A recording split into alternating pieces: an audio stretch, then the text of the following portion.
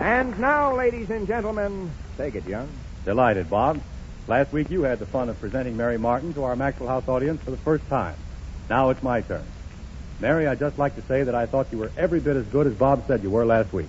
And all my friends agree with me. Thank you, Mr. Young. Now, Mary, say that mister for the other master's ceremony. Won't you just call me something more intimate? All right. How about Uncle Bob? Take it, Young. All right, you can call me anything. Ladies and gentlemen, Mary Martin sings Serenade in the Night.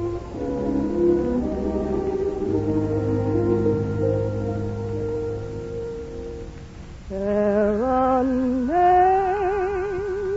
in the night, 'neath a fair lady's window, just the same serenade that I tenderly played on a night long ago.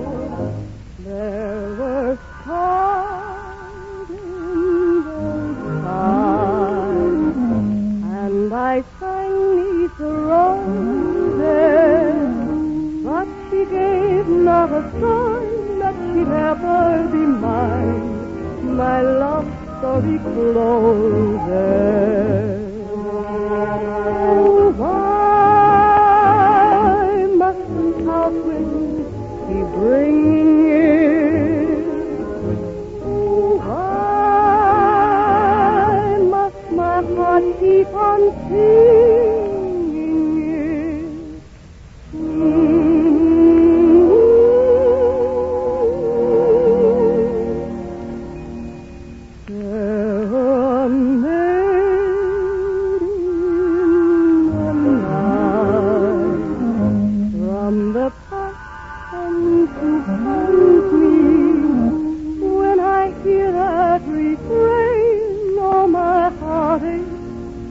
it?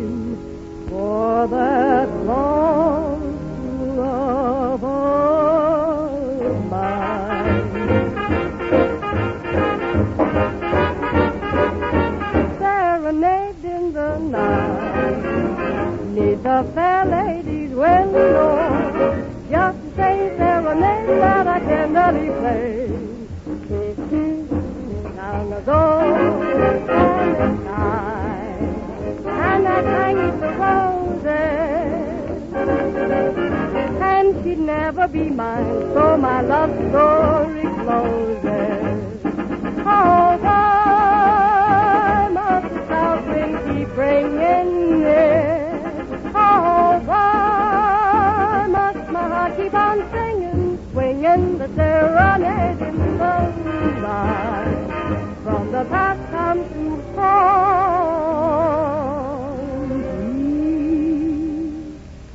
when I hear that refrain, oh, my heart aches again.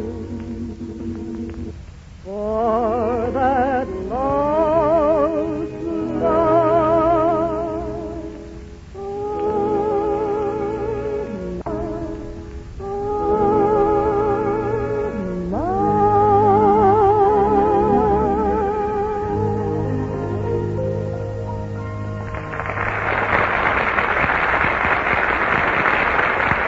Very, very nice vocalizing, Mary. And now a word from Ted Pearson. Thank you, Bob. Tonight, friends, I want you to hear from a woman who not only believes in the golden rule, she practices it. Mrs. Ann Usland of 40 Clarkwood Street, Mattapan, Massachusetts. Here's what she writes. Recently, I had a very interesting experience I thought you might like to hear about. I have a gift shop where I spend most of my time and where I have my lunch every day. I make your coffee in a percolator there on a little electric stove in the back room. And there's nothing in the world that smells so good as that coffee when it begins to perk. Well, just a few days ago, a woman was in the store, and she smelled the coffee and asked me what it was. She said it was the most fragrant coffee she'd ever smelled. I told her it was Maxwell House, and she said she'd never used it, but was going right out and buy a can. She came in again the very next day just to tell me what she and her husband thought of Maxwell House coffee. She said she was never going to use anything else, and she thanked me over and over again for recommending it to her. Well, I'm in business myself, and I'm passing this on to you, as I would like to have a thing of this sort passed on to me. Well, thank you, Mrs. Upland, for your thoughtfulness. We do appreciate it. And friends, I'm sure many of you also were first introduced to this superb blend through the delicious aroma of Maxwell House in the making. Surely a real foretaste of that rare, mellow flavor of Maxwell House in the cup. You'll find that men in particular relish the flavor and full-bodied goodness of Maxwell House coffee. They call it a great cup of coffee. So a word to our lady friends. Get a pound of Maxwell House coffee tomorrow. Treat your husband and yourself to the friendly stimulation, the great coffee pleasure, the deeper satisfaction that's always in a fragrant cup of Maxwell House.